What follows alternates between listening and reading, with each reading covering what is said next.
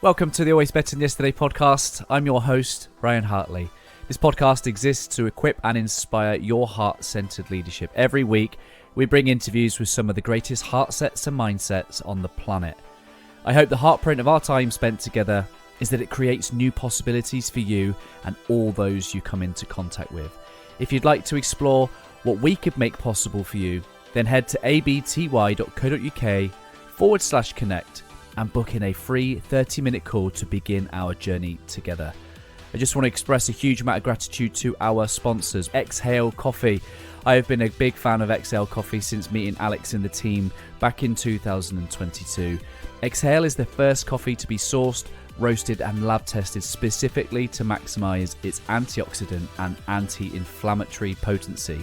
An independent lab test has shown that 1 cup of Exhale Coffee has the same antioxidant power as 1.8 kilos of blueberries or 55 oranges. I'm a huge fan, and Mrs. H loves the decaf, especially because she knows that Exhale use the mountain water decaffeination process, which uses only pure glacial water from the highest mountain in Mexico and no nasty chemicals. Simply head to exhalecoffee.com/ABTY for your special offer. And lastly, before I introduce this week's guest, please do subscribe to the channel if you haven't already. It would really help us leave a greater heartprint on this world. On episode 296, what a joy it is to welcome Criag White back to the podcast for another great conversation. Criag is a leader of men in life, business, and the world of rugby. He is a world-class coach, mentor, and consultant. His mission is to build a vibrant new generation of visionary leaders and cohesive teams who ignite inspiration and lead with unwavering authenticity and purpose. In this conversation, we talk about the evolution of Criag's men's work. We talk about leading with love and embracing vulnerability. We talk about archetypes and the process of writing his new book, Dare to be Different. If you want to hear more about who Criag is and his rugby career and his venturing into men's work, then I definitely encourage you to check out our first interview, which was episode 190, some 2 years ago now. You can check that out using the link in the show notes. And I would also encourage you to head to CraigWhiteMentoring.com to find out more about the incredible work that Criag is doing now. It's episode 296 with Criag White. Criag White, welcome back to the Always Better Than Yesterday podcast. How are you, brother? Yeah, I'm good, mate. It's good to see you again. I enjoyed the last time we spoke, and I love your work and what you're about, and it's good to see you again, yeah. Oh, thank you, mate. Yeah, it's been a couple of years. I really enjoyed our first conversation. It's always encouraging. You know, I fell into the men's space. I was doing the heart-centered leadership work, and then there was just this small group of men that were like forming, and I've been pulled into that space. I never imagined I'd be leading a group of men. So seeing good people out there like yourself that are doing the work too, it's always good. It's always that oxygen. And you know, social media might get a bit of a bad rep for comparison, but I see people like you out there leading the way. I'm like, yeah, cool. Like, this work's important. This work's needed. Oh, thanks, mate. Appreciate that. Yeah, I mean, I didn't really fall into it. Sometimes I feel like I have no choice, you know. Right. I often get questions from women, especially, why men? Why only men? And my answer is, well, that's where my safety lies. That's where my gift lies. You know, don't get me wrong. I do believe that men and women need to come together, but there's something unique about men understanding men and learning from men, and women understanding women and learning from women, and eventually coming together as well. Two wings of the same bird. We look after one wing, and it serves. That's my perspective. You know, that's where I sit, particularly from a father and a husband, and perspective is that when men improves, like, everyone around them benefits. Everyone, whether they've got a business, whether they've got a community, home, friendships, like, you can look at the I guess people could trace back the quality of their lives to the impact of the men in their lives. Like, are they safe and empowered, or are they using that masculinity for their own sake? But yeah, man, like, it's been a couple of years. I'd love to. I see you've been traveling, man. Like, that looks good for the soul. Tell me about your travels. Yeah, I've been traveling a bit. It wasn't all by choice. I was in a 9-year relationship and that ended about um 12 months ago. So that was rough and a lot of learning as well. One of the things I decided to do, which ended um on the 31st of December last year, was I decided to just withdraw from all relationships with women Mm. by choice because I knew I still had some work to do on myself. So um, I actually teamed up with a mate of mine, and um, we used a therapist for 7 months, and we called it the Sacred Pause, and it was a journey. You know, it was a journey of recognizing the qualities I bring in a relationship. You know, from an eagle eye view and retrospective view, and it was a journey looking at some of the patterns that I was still falling into that I'd learned from watching my own dynamic with my mum and dad. Um, and yeah, and we did it for 7, 8 months. You know, no dating, no dating apps, no porn, no flirting in coffee shops. You know, being quite reserved, purposely Mm. abstaining from that intimate space, and it was one of the best things I ever did. You know, I've got a greater relationship with myself, and I'm looking forward to my next relationship. So that's kind of that's kind of one thing that I did that Mm. Yeah, power to you, man. Like that's some serious. I imagine that you could write a book on that 7 months alone. Like, yeah. what was some of the I guess the hardest moments or some of the biggest breakthroughs of that 7 months? And I guess before Um you do that, like what mindset did you go into it? Because you got to be hugely intentional with that, right? well, That's like commitment. my mate said, "Have you seen the feminine cleanse that John Wineland recommends?" You know, you and I know John Wineland is this relationship coach, men's coach, doing some great work in that somatic embodied space. And I said, "Yeah, I've heard about it. It's not for me, bro." And then I thought about it. I thought, wow. And I reflected on my relationship with Sarah over the 9 years, and it was beautiful, but it was on and off and on and off and on and off. And I recognized that I was often the, the one who went back in the void of emptiness, in the void of loneliness, instead of being with that loneliness and Mm, not trying to fill it with mm, connection. Um, so I recognized my neediness, and I thought, wow. So the biggest breakthrough was actually realizing that whilst I do want to be in a loving relationship, I can also meet my own needs. mm, You know, meet my own needs through my intention, what I believe it myself, the relationship I have with my own self, the way I touch myself, the way I hold mm, myself, what I do for myself. Um, so that was a breakthrough. mm, On the flip side of it, what I also realize when when I have an intention to date again is that wow, if I rewind 9 years and then there was a year between that and then I was in a marriage for 11 years, I'm like, wow, I've never had to ask a woman out for 20 years. So there's a bit of fear there now, you know. So I've kind of gone full circle, I guess. I'm comfortable with myself. I've got a great relationship with myself, and I feel less needy and ready for a mm, relationship. But mm. it's like, you know, asking women out is like, wow, I never went to school for that, you know. Right, yeah.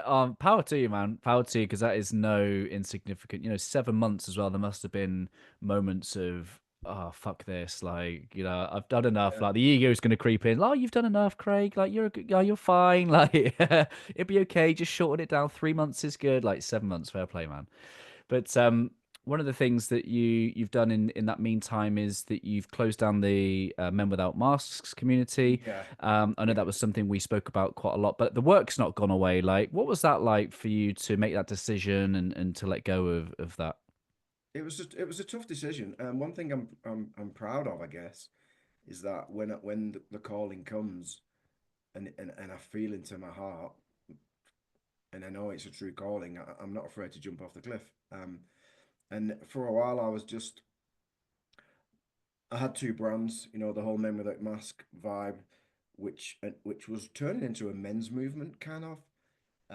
but what people didn't see behind the scenes, it was really tough to fill those programs. It was pain in the ass. Um, and it, but for a while, it served the hippie in me. Hmm. It served, yeah, it served that hippie in me. And at the same time, I had my brand, Criag Mentoring, which served the leadership professional in me. But I wanted to merge them because I didn't Mm. want two brands. It was two headaches. Um, and I believed, which has become, it's true because I'm realizing that right now. I believe that because of my background in professional sport and around leadership and high performance, that the door for my clients, because you attract different clients and I attract different clients, and every kind of practitioner attracts his tribe, if you like, Mm. the door, the, the safe door for my clients to come through was the leadership door, Yeah. not the door of I need to sort my shit out. I need to make sure I don't commit suicide. I've got Yeah. addiction problems. I've got a mental health problem. I can't get my shit together. There's a place for that, and but I wanted to take guys through a different door of the leadership door. I want to be a better leader. I want to lead my staff better. I want to be a better dad. I want to be there for my wife before my mum and dad die. I want to stop the triggers around them and really get to Mm. know them. So I'm attracting that type of guy. It touches me when I say that actually, Yeah. because because I made that decision and now I'm starting to attract my ideal client. And and when they come through that door, I'm still doing the same stuff when they feel safe and exploring, you know, a deeper expression of who they really are in their fullness, Yeah. not in their limited v- version of who they think they are. But it's through the door of leadership, and I'm really happy with that. Yeah, it's the way I look at it. It's like a Trojan horse, isn't it? So it's whatever's going to get you through the door to deliver the actual thing that the people want and need, you know. Yeah, And yeah, like I've often thought, you know, no one's voting for kind of like the heart-centered leadership stuff in a traditional LinkedIn setting. So, you know, the words do not resonate with those that aren't just yeah, not and that's wisdom, isn't it? There's wisdom in us coming to understand A, how authentic we want to express ourselves, but B, yeah. what are those people who actually need it? What do they need to hear? Like, what's Mm. actually going to give them the willingness to select us as their guide? What I also experience as well, and I'm guessing that you do as well, is that I'm constantly on this evolution journey Mhm. myself, and I'll never stop working on myself, however that might look. But the clients I attract are really a reflection of where I'm at on my journey. Like I'm in Peru right now, and I've been here for a few months, and I was wondering, wow, could I live here? But what I realize is that where I am, without sounding too judgmental, it's where I was 10 years ago. There's people drinking plant medicine, talking about ayahuasca, talking about spirituality. I hear conversations. Well, and often I'll hear a conversation every day of someone talking about, oh, he's spiritual and he's not spiritual and that's spiritual. And I'm thinking, wow, this is not the place for me. I'm at a place in my life now where I just want grounded living. Mm. You know, this is Mm. spiritual. If I'm Yeah. a dad, it's spiritual. If I'm watering the plants, it's spiritual. If I'm saying my prayers, it's spiritual. If I'm hiking, it's spiritual. If I'm going to, it's all fucking spiritual, mate, at the Yes, end of the sir. day. Yes, sir. So what I'm trying to say is I've created a brand that brings through the door just blokes who've been on a journey similar to me. You just want to be grounded and real, yet open-minded enough to really contemplate that connection with something greater than themselves. Mm. Um, so and I can see in the future of being a coach, because I think I'll always be a coach.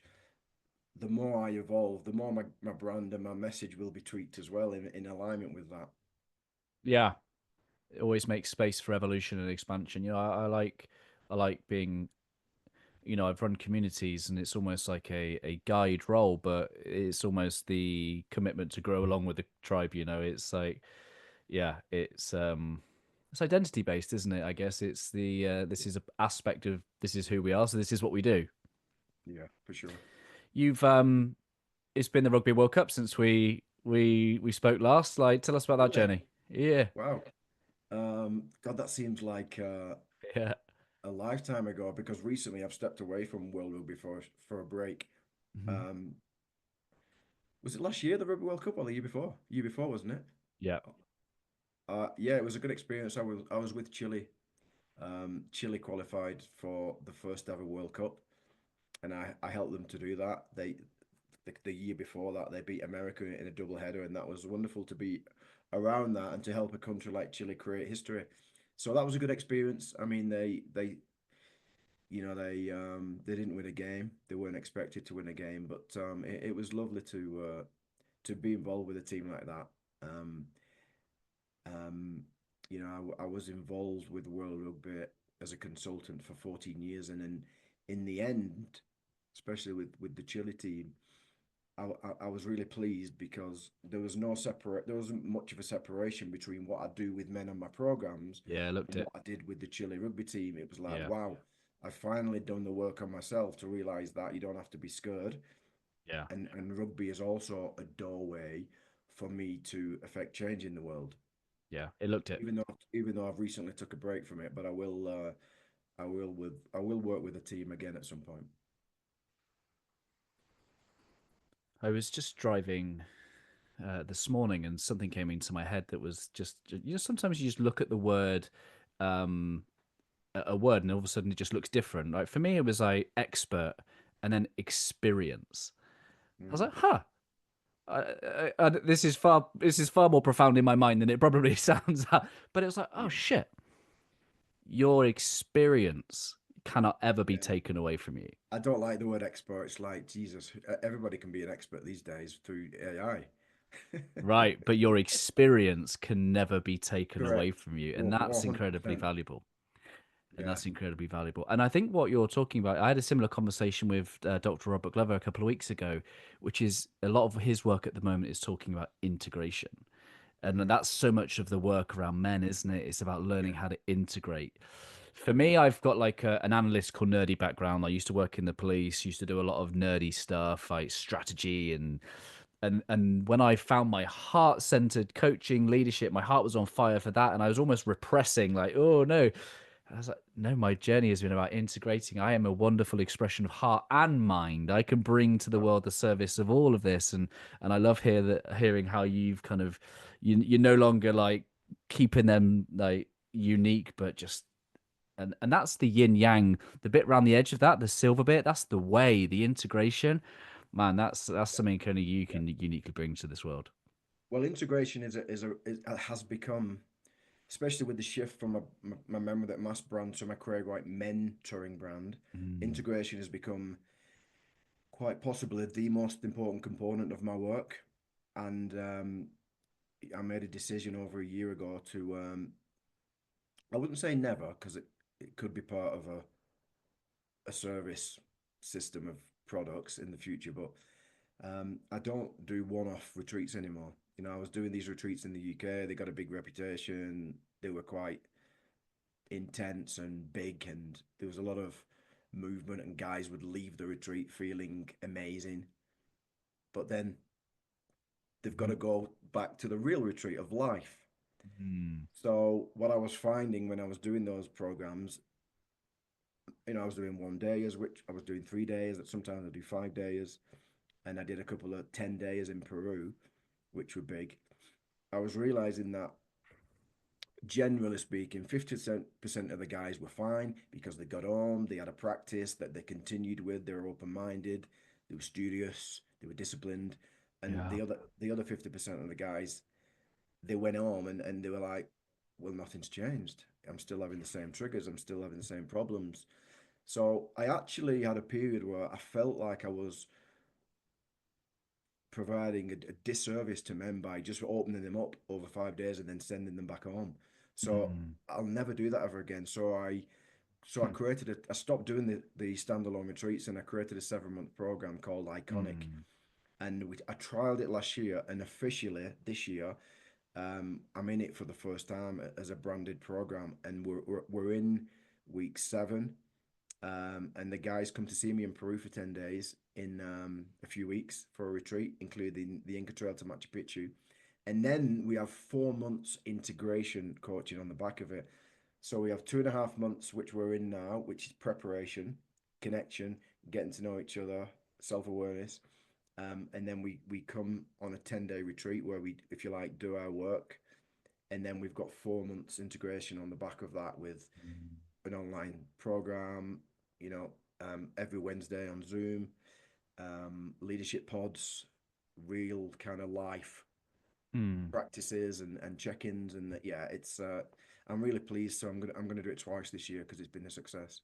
Love that. That's really wise because the I don't know the average age of the guys that will come to you, but 10 days versus say 35 years of living as that person is it's hardly fair odds, isn't it? Absolutely, you can make space for breakthroughs and transformations, and all of a sudden you see the world differently. But inside, we've still got that. We talked about identity a second ago. We still got that same belief of who we are, and Yeah, see the old Bruce Lipton stuff that talks about our programming. Much of that is locked in at 7 years old. And, for sure. for us at our age of our life, we can either use hypnosis to kind of reprogram or a Yeah, shit ton of practice, yeah, and I guess that's what the 4 months after your program does is it gives them the opportunity to be guided whilst they practice being the new version of themselves. yeah, for sure. Especially in the relational space, Mm. which is what we're being called in as men more than ever before. You know, realizing that we sometimes check out of that relational space, or we fight with that relational space, or we pretend it's not important. But now there's clients that I'm working with that they realize more than ever before that, hey, that is the space where I really need to show up. So teaching men to be grounded in that space and less reactive is quite possibly the most important part of my work. Mm. Yeah, yeah, and so much of what you said earlier is about, connecting men to a higher power. Yeah, That doesn't seem very logical these days. Many men, analytical, conditioned out of their heart, depending on the relationship with their father, will impact the belief in a heavenly father. And, I've been on my own journey with that. It certainly needed to take some healing, and yeah, my wife's yeah, out to suffer me man and boy, and part of my healing is when I learned how to be heavenly fathered, how to, take that truth of who I am and heal aspects of me that was just an illusion of the fact that I could ever be loved or abandoned or hurt. Man, I yeah, opened me up. I opened my chambers up, and again, how do you become someone that is able to facilitate that in others? yeah. Well, it is that whether we call it higher self or higher power or divine intelligence or quantum field or Mhm. infinite love or super consciousness or God or spirit, whatever we call it, you know, it is important on the journey of healing for sure, or on the journey of transformation, or on the journey of fulfilling potential. It is. Now, in my experience, um, and I've experienced this with quite a lot of my one-on-ones, and maybe it's because they see it in me. They see me as this normal northern dude who's also had experiences in life where he's connected to Mm, something greater than himself, and he mm, brings that in. I have a lot of one-on-one clients who actually express a desire to be connected to spirit or whatever we mm, want to call it when they come to me, but they believe they've not had that experience. Um, mm, and for me, it has to be a felt experience, whether that is coming on an intensive with me and getting into nature and doing some intensive breath work or whatever that is. But there has to be some kind of experience where the practice that they've done or the power of nature enables them to retreat from the known, feel safe to do that, come into the body, through the body, and then have an experience of nothingness, yet it feels like everything. And they can't name it, but it's like, oh my God, like where's Dave gone? Where's John gone? Where's Mike gone? I don't know where he's gone, but I'm connected to something that I can't put words on, but it's it's just this divine intelligence. It's Mm, this divine loving intelligence, and you know, people call that an awakening or whatever, and it does happen more often now, I think, than it used to. But there has to be a felt sense of that. I had a client who called me the other week. He said, "I've just done some breath work with a guy in Manchester." It said it actually blew my mind. Um, and now we've got a different connection, and the work's gone deeper, if you like. So it is important, you know. A lot of even people like Gabor Mata now and a lot of addiction trauma specialists are actually starting to say that, instead of the technique and the methodologies around ending addiction and healing trauma, they're starting to talk about the importance of, connecting to some kind of greater intelligence and surrendering to that. remembering who and what we are. Yeah. So it is an important part of men's work, actually. But but Mm. but if there's any men watching this, what I want to say to them is, look, you don't have to have a name for it. It doesn't have to be something that's absolutely mind blowing. If you're scientific, you can connect with the quantum field. If you're religious, you can connect with God. If you're atheist, it might just be a feeling of, wow, something intelligent that's beyond me and my bones and my name and where I come from. And I accept that right now. Mm. It's the Trojan horse, isn't it? Allow spirit to reveal and illuminate and enlighten within us. Yeah. Yeah, powerful, mate. Powerful. Who are you back in for the Six Nations? Um, am I back in for the Six Nations? Um, oh, I'd like to think Ireland could beat France, but I just don't think they will. I don't know how that affects the point difference, but I think France will beat Ireland. Hmm. What about you?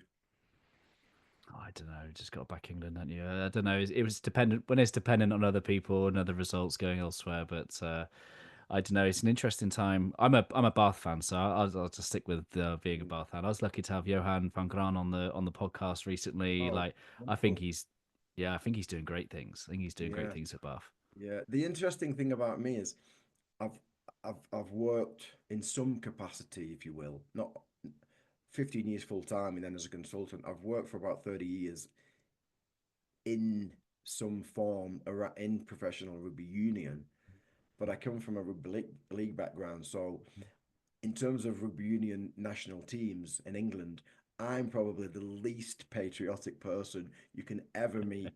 Because growing up in my family in Wigan with my mum and dad, my Wigan. dad would put the rugby union on. He'd be like, "I'm not watching that bloody rubbish." He wouldn't even watch it. So yeah, I'm just not patriotic around sport.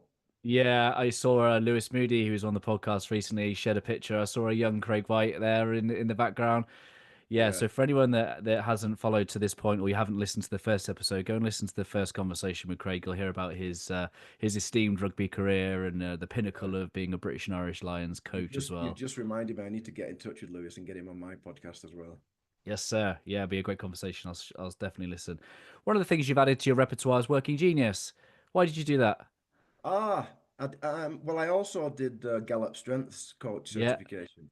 Um, I did that because before that, I've done so many weird, wonderful, and wacky kind of courses, solitary pursuits, accreditations, yoga, meditation, mindfulness, shadow work, all the non-formal stuff. And I have a subtle desire, if you will, to um, work a little bit more in the corporate space. And I am Mm, through individual clients. I work with individual clients who are CEOs in corporate teams, and occasionally I'll do work with the team. So I am slowly making that move. mm, Plus, I want to start public speaking a little bit more and mm, attract more of those corporate CEO types. And yeah, I've been using Gallup Strengths for a long time with my clients.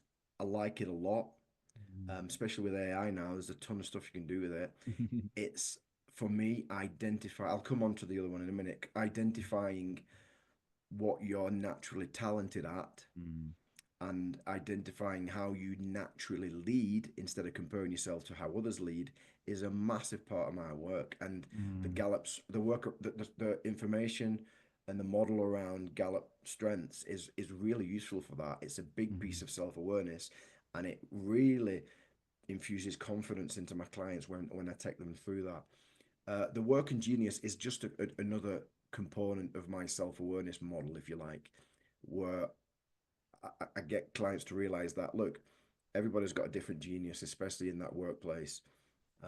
So yeah, I just like to try different things. And Yeah. now in this phase of my life, I seem to be being a bit more formal.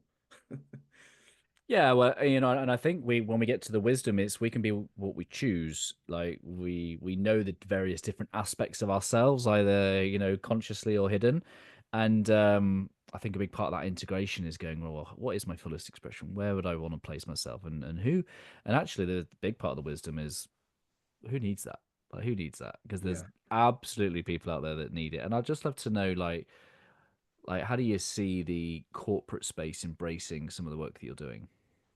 Um, through individuals initially, I'm probably working with about six CEOs right now, and they just blow me away.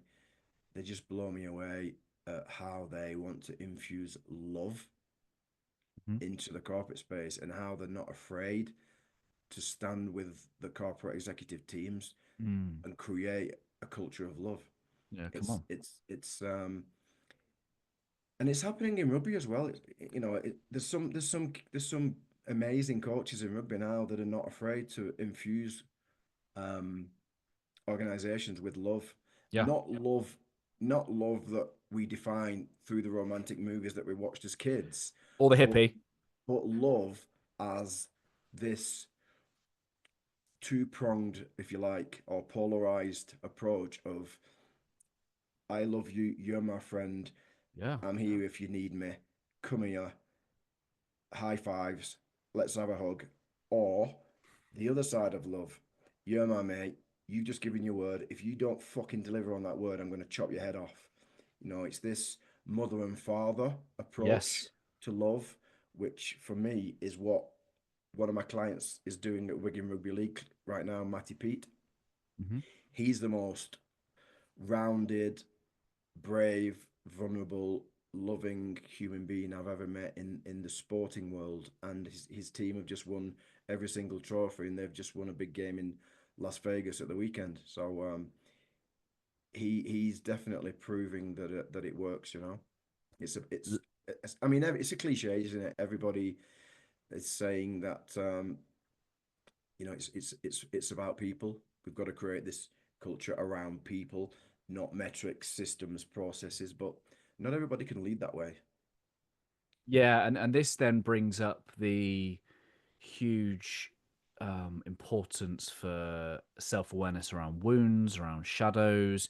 My greatest life learning is the idea of leading from love, not for love. So if we're bringing love into the conversation, 100% I had love infused in my work, but it was my method of receiving the love that I thought I did not have. Do you know what I mean? So Mm, it's like that sets the context for all this brave, courageous looking in at ourselves, yeah, understanding our shadow and the what that casts upon other people. And it's brave stuff, brave work. That's courage.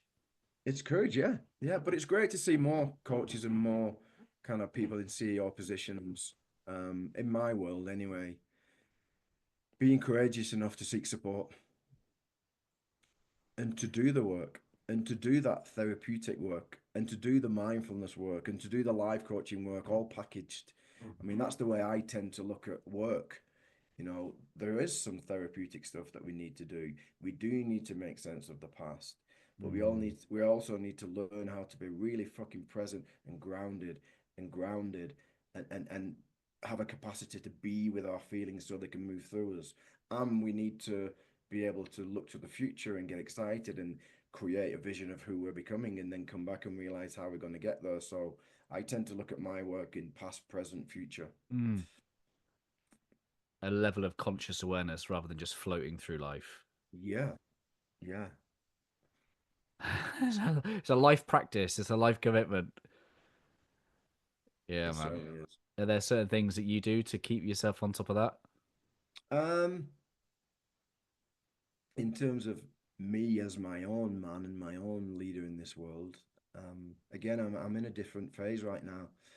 Like I've done, I'm not a father, so I've not had that opportunity to grow through that medium. So a lot of my, I guess, work on myself has been, um,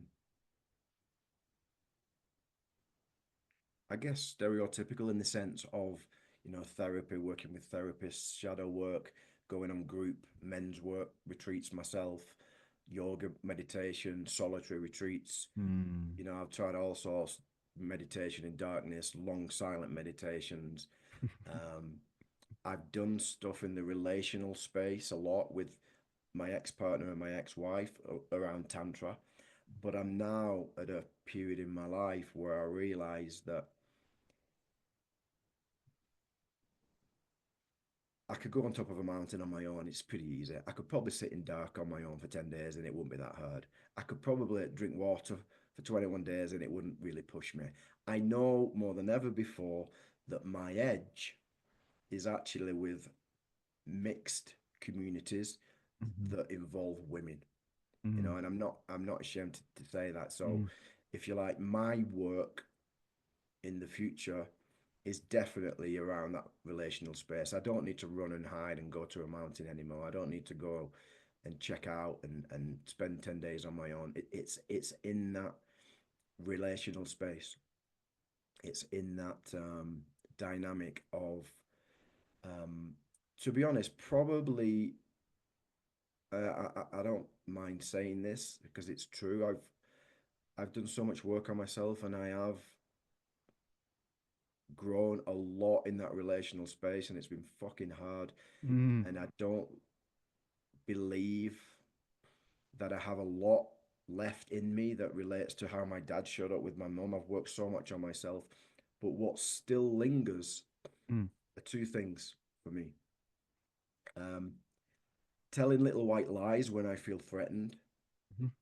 or caught out or Mhm. that she's touched my shame with a judgment or something like that and telling a little white lie Mhm. and not being able to stay grounded in that shame and just be with it. And that there's two patterns in my family: Mm. lying to each other. So my dad lied to my mum. I saw my mum lie to my dad. I saw my older brother lie to both of them. I heard my mum lie on the phone. I heard my dad lie on the phone.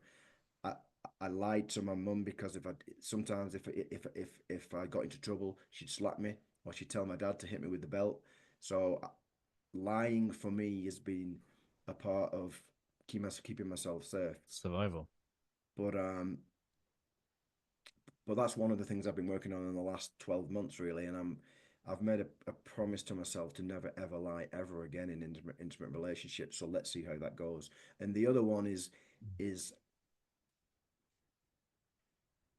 just being with the trigger in that intimate space of being perceived as wrong or being Mm. judged or she's prodded something, um, and instead of going on the attack or checking out, just being with it, being with it, being with it. So that is my work really, in Mm. a I nutshell. appreciate it, man. I In thank a you for sharing. nutshell, right there. And there's lots of embodied work that I Mm. can do around that, grounded role play. I've actually just been on a retreat in Costa Rica with you may have heard of an organization called ISTA, Okay.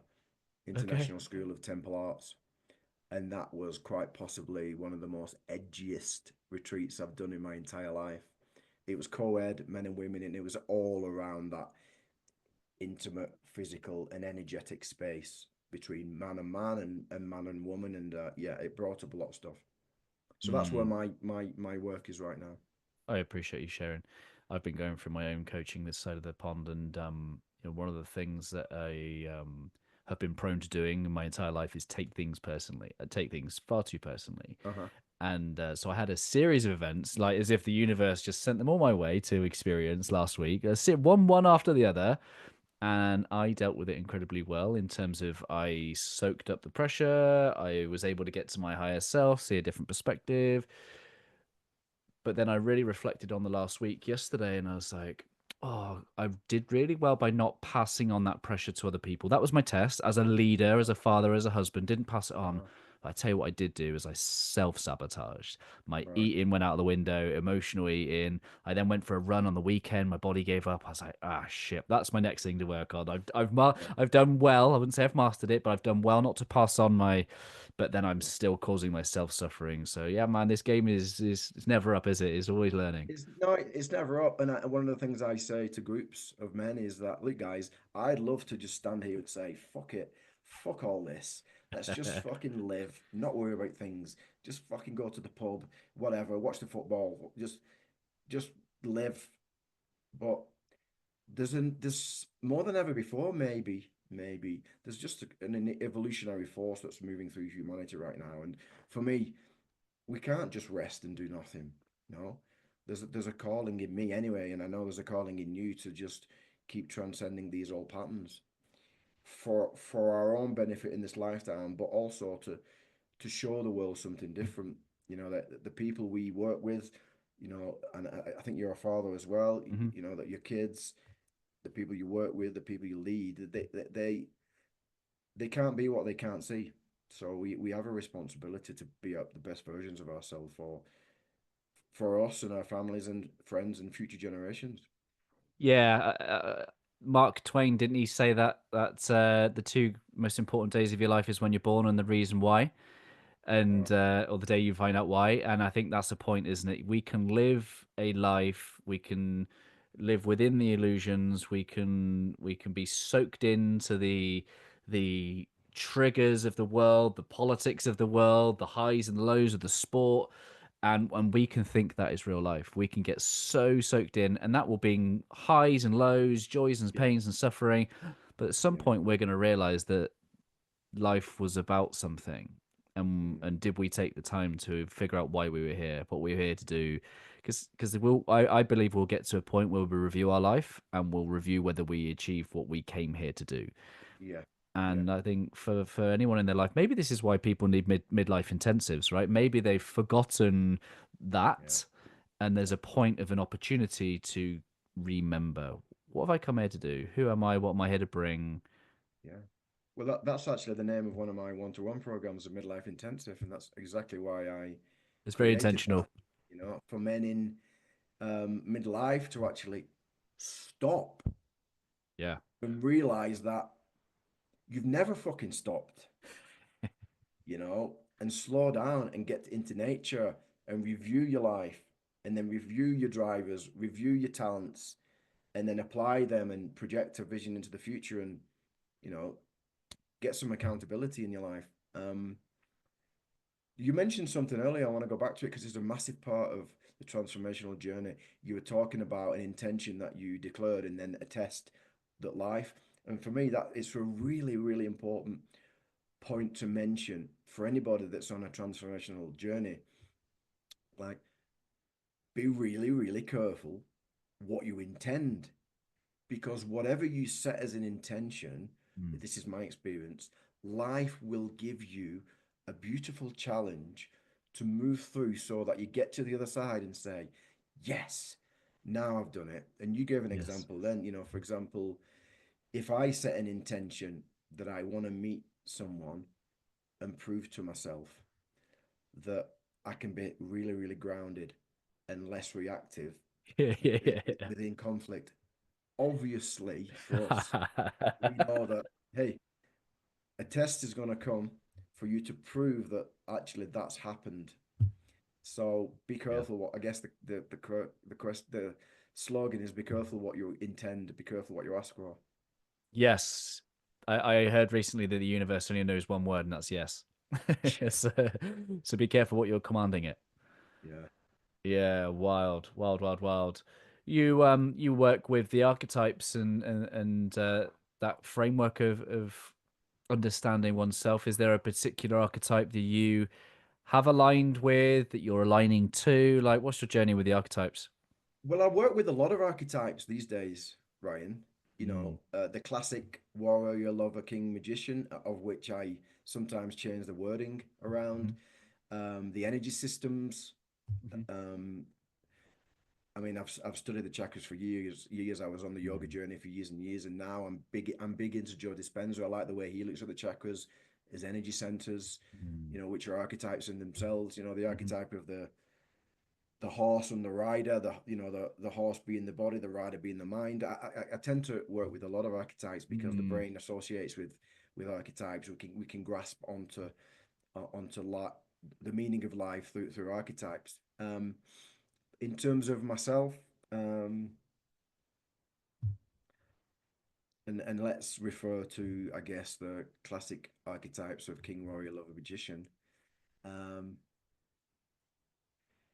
I was walking yesterday with my headphones on into town. It takes me about 30 minutes to walk to the town, and I had my headphones on, and I felt like a warrior going into battle. It was fucking awesome, and I actually felt, wow, I love this.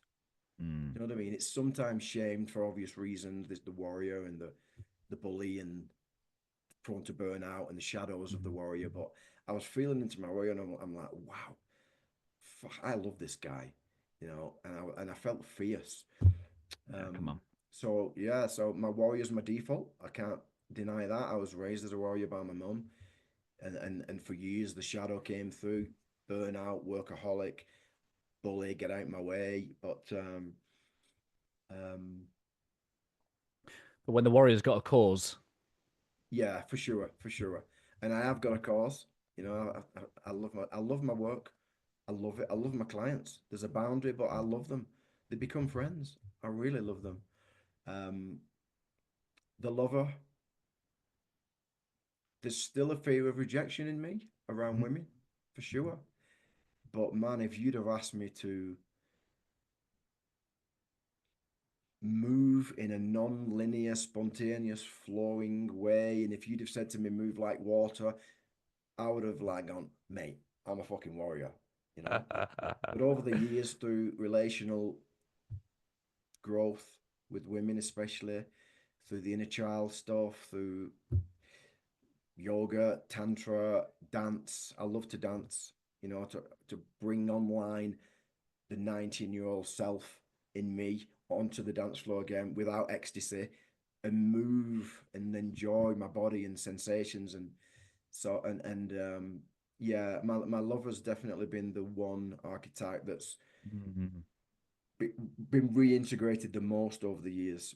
Um, the magician's always been in me, seeking knowledge, wisdom, coaching, therapy, ideas, systems, processes, and on a deeper level, turning the gaze in and realizing that knowledge is also here and expanding in connection with spirit, and Mm. realizing that magic exists everywhere, and then moving on to the king. I mean, I'm 53, so um, the king's really important to me. I Mm. feel fatherly. I've just been on a retreat, and a lot of the feedback from some of the younger guys who I was with was that they felt the father in me, which Mm. touches me because I'm not a biological father, and I have a purpose. I have a mission in this lifetime. I feel like I can lead myself, and I guess Yeah. there's a desire again for a queen, and to see where I'm at that conscious relational level, if you like. Yeah, beautiful. But and I'm and I have a desire this year to do more public speaking because I realize that I've shunned that a little bit. Mhm. In my comfort zone, I'm leading, I'm speaking in front of groups, but it's a comfort zone. But being in the real public speaking domain is a desire because I feel it's part of my kingship and leaving something here. Mm. Mm. So I've created 5 stories with a lady called Tracy Duke that runs an organization called 360 Speakers, Mhm. Mhm. and she's also helping me to write a book. I'm just writing a book. It's going to be done within the next 6 months, and it's probably going to be called Dare to Be Different, which is the name of my podcast. And the strap line could be something like The Future of Leadership for Men. Yeah, come on. So I'm stepping up there and trying to put some sense around how we can redefine what it means to be a leader as a man compared to the old model of Mm. conquer, divide, Mm. bully. Healed, healed, the healed masculine. Yeah. Yeah, man, powerful. The world needs to see more shining examples of the healed masculine for sure. Robert was just saying about how we're done with the meme of toxic masculinity, and it's time for us to Oh, for step up sure. and show the Yeah, yeah. yeah. One of the things in the New Testament, the apostles, they often refer to their disciples, their own kind of students as sons. Whilst they weren't biological fathers, they're the people that were their spiritual sons. So they would Mm, refer to them as mm, spon. mm. And I know that there are many, many people positively Yeah, impacted by your service, my friend. yeah, I like that. Thank you. Yeah, yeah. Yeah, toxic masculinity, it doesn't do anybody any favors, does it? It's like we're actually sticking a dagger into our own hearts by even talking about that. The guy that was leading the retreat that I just attended, a guy called Nitin, interesting guy. Mhm. He's actually been in the men's space for a while as well. I mean, he's a tantra guy. But he's been in the men's space for a long time. I can't remember his surname, and he was talking about the aware masculine, the aware Mm. masculine and the aware feminine, and I really like that concept. Yeah, and the unaware masculine, not the toxic masculine. The unaware, yeah, 100%. And I like to see things as like degrees of temperature, and it's not one or the other. It's just further away from the truth. It's an absence of the purity. Yeah, Yeah, yeah. almost forgotten our The true other the other essence. thing the other thing about the guys that I attract as well, and this is my world. Um, I mean, there's a lot of guys out there, and they resonate with masculine, feminine, divine, masculine, divine. My clients don't fucking resonate with that language at all. They don't. I mean, you can have a dialogue around it from a coaching perspective, but my clients don't resonate with that, and a lot of men don't resonate with that. So for me, we just got to make it dead simple. Yeah, 100%. That's the wisdom, isn't it? That's the wisdom of being able to meet people where they're at, the emotional intelligence that requires. And one of the things for me in this spiritual teaching world is get my own ego out of the way. My ego loves to know how much I know and showcase how much I know to other people. Man, like so much of the wisdom is about allowing others to reveal the self-evident truth within themselves. 100%. I mean, one of my great mentors who I've worked with and trained with a little bit is Dr. Robert Masters. Mhm. I don't know if you've had him on the podcast. No, You got to get him on. I can introduce you if you want. thank you. Um, Robert will know him. Robert Glover will know him. Yeah, Robert Masters is probably 77 now. He's Mm, still working as a therapist, but only Tuesdays and Thursdays. He's preparing for death, as he says, mm, and like his teachings are really now around intuition, mm, and really having the capacity to intuitively connect with the person on the other side of the screen or the other side of the room, and really guide them through that intuition. yeah, yeah. I can't do that But if I. but you've mentioned experience, and that comes with it comes Yes, with experience. my ability to be present and focus on you, not me. My ability to, allow you to bring that connection forth yourself rather than me be the source of that for you. Yeah, And yeah, man, like I had so Joseph Campbell wrote The Hero's Journey, and one of his students, Maureen Murdoch, wrote The Heroine's Journey. And I've been fortunate enough to have Maureen on the show a couple of times. Incredibly, incredibly wise. She's absolutely a sage. And her latest book was all about myth making, like how memoirists are like modern day myth makers. And so in one of her books, it talks about, discover your own myth of your own life. Are there any particular archetypes you resonate? I had this wonderful opportunity to say something profound, some Greek god or something. Fucking, I said Simba from The Lion King. But it absolutely is an archetypal journey, like Simba's journey of like going out into the wilderness, like coming yeah. back to his kingdom. You know, that is my archetype, and now I'm coming to terms with the fact that my next stage of my journey, should I, God willing, is to turn into that baboon to become Rafiki. Yeah, it's funny. I need to look after my kingdom whilst I got it, look after my kids for now. But yeah, man, love these conversations. What's coming up over the next few months for you? How can people get involved in your mentoring? Yeah, what's coming up for me is I'm preparing for my iconic group to come to Peru for the 10-day component of the retreat. That Mm. starts on the 26th of March. It's going to be a 5-day retreat in the Sacred Valley of the Incas, and then we do the 4-day Inca Trail to Machu Picchu. So I'm gearing up for that. Um, I'm still working with clients one on one. I'm nurturing them. It's really important to me. I've managed to create a business finally where I have people doing things for me and I just coach, Yeah, come on. which I love, and do stuff like this. So yeah, so we're going to be launching Iconic 2 soon. So I'm running it twice this year. The first one is running now. It's week 7. The second one will run from the 14th of May until mid-December. So we'll be doing a launch on that soon. Um, I'm going to be back in the UK for 7 weeks from April the 7th. I've got a couple of spaces for my midlife intensive program, which generally lasts for about a month. It has different components. There's Mm. a huge questionnaire, which is around a life inventory. We have a couple of connection calls on Zoom.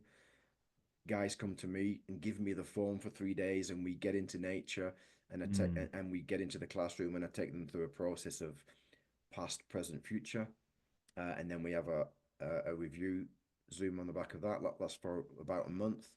I've got some slots for that, and yeah, and but I don't know what's happening after my time in the UK. I don't know where I'll live. I don't know where I'll settle. It's quite exciting, and I never know who I'm going to meet. But in terms of where guys can find me, you can find my website, craighwhitementoring.com. You can find my podcast, Craig White Dare to Be Different, YouTube, and the usual um, other channels. What are the other channels, by the way? What are the other um, Wherever you're podcast at. channels? I Yep. think I think I'm on Apple, Spotify, Spotify. Apple. Yeah, They're the main ones, aren't they? um, I'm not an expert like you yet. So yeah, you No, can no, no. find you can also find my podcast on YouTube, Craig White Dare to Be Different. You can find Craig White Mentoring on Instagram, and you can find me on LinkedIn. I post a lot on LinkedIn, and I actually prefer LinkedIn to Instagram, to be honest. Class. I was looking at your website. It's great. It's got all the information. I'll put the links in the show notes. And I came across some quotes from some well-known people: Warren Gatland, Marcus Smith. Just to name drop a few. And one of the things that Marcus was talking about, because I think you went in and did some consultancy with Harlequins during their title-winning season, isn't it? Yeah, I did. I Maybe, did. I went in for 12 weeks, and then they fired Gustard, and then they tried to get me back, but I just couldn't. I just couldn't commit. Yeah. Well, he had some very impactful words about your impact that you had on their team connection, and I think that's one of the powerful things with leadership is about group cohesion, male egos all over the place. Like, Yeah. yeah, the way that Ian Marcus talks about your facilitation of that leadership group on your website I love is. connecting teams. I mean, I'm good on one-on-ones, but I think my superpower is connecting teams. I love it. And how it Mm, starts really slow. And yeah, I think that's where my superpower lies. yeah, I'd love to be a fly on the wall and watch you and observe that process because because I pay attention, right? I'm a seeker. I'm a paying attention, and I imagine it's a lot of subtle It's, yeah, cues, it's so subtle. many subtle. Yeah, it's subtle. It's reading bodies. It's reading eyes. It's reading energy. It's feeling, yeah, it's subtle. It's language. Yeah. I can't profess to be anywhere near the level of sports coaching. I mean, I coach under 12s boys football, but so much of it is teaching them how to think, how Yeah. to speak of themselves and others. Even last week it was just like little one liner. Final 10 minutes. This is where we get stronger. This is where we. It's amazing, isn't it? I would love to be on the fly on the wall just to hear the psychology of brotherhood, Yeah. psychology of because Yeah. the love aspect in me says about that is about going to war. Johan said, rugby is one of the last real kind of battle warrior type sports that are left. And man, if you're going to put your body on the line, you got to have a higher virtue than happiness. For sure. You're not always going to be happy. Yeah. So, yeah, very powerful, my friend. Well, maybe one day you can come on one of my programs, and at some point, I don't know when it's going to be. It could be next year or the year after. It's in me. I will actually create some kind of certification program for men to coach and facilitate. Very cool. And it won't be a 6 week program. It will be. I'd like to create something of it, like a 3 year program. Because that's another topic to talk about in a future podcast. There's so many. The world of therapy and coaching now is beautiful and dangerous. There's a lot of people around that have done a 6 week breathwork program, and now they're leading people into potential re-traumatization, unfortunately. Great. Let's leave our listeners and viewers with a final thought on how to discern a true master. How to discern a true master? I think it's experience. Which is a combination of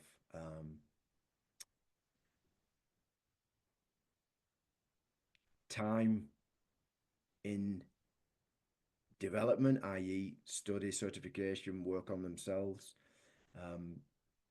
time actually working as a coach or therapist, the number of people the person has worked with. I mean, also character. We can't ignore character, integrity, character, all that kind of stuff, because that's the component of trust. But I would say experience is something to look for.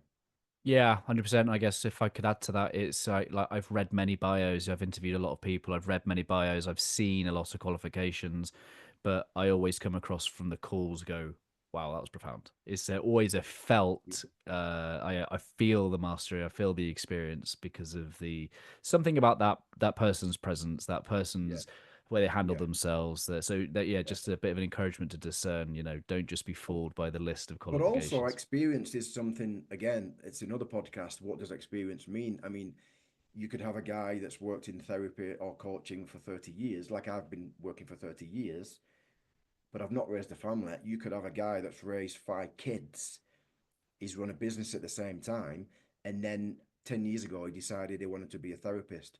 Like, his life experience is also incredible. Yeah. Yeah. And that's it. We select our teachers. Yeah. Make sure you're selecting. Make sure you're consciously selecting. Craig, love your work, brother. Thank you so much for sharing your heart with us again. Be honored if you leave us a final thought. My final thought is get into nature, because nature is the ultimate therapist. Yeah, I love that. I'm reading a book called The Gospel of Love and Peace by the Essenes, and in it talks about Father God and Mother Earth, and I think we kind of understand that, but how actually we've lost that feminine articulation in our philosophies, our religions, and I love the fact that you've ended with that. Thank you, brother. Yeah, thank you, brother. See you soon. Hey my friends, thank you for making it to the end. I hope that our time spent together today has left you a little bit better than before you push play. I'd really appreciate if you just took a moment to leave a review to allow me to meet more people where they are and hopefully leave them a little bit better too. If you're curious to know how I, through Always Better Than Yesterday, can serve you, your team, your organisation, then head to alwaysbetterthanyesterday.com to connect.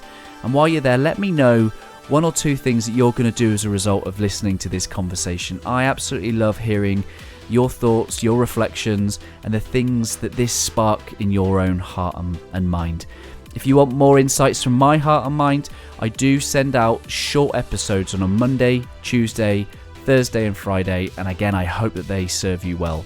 I appreciate you listening. I'm Ryan Hartley, host of the Always Better Than Yesterday podcast, a podcast for heart-centered leaders just like you. Keep leading, my friends. Always love.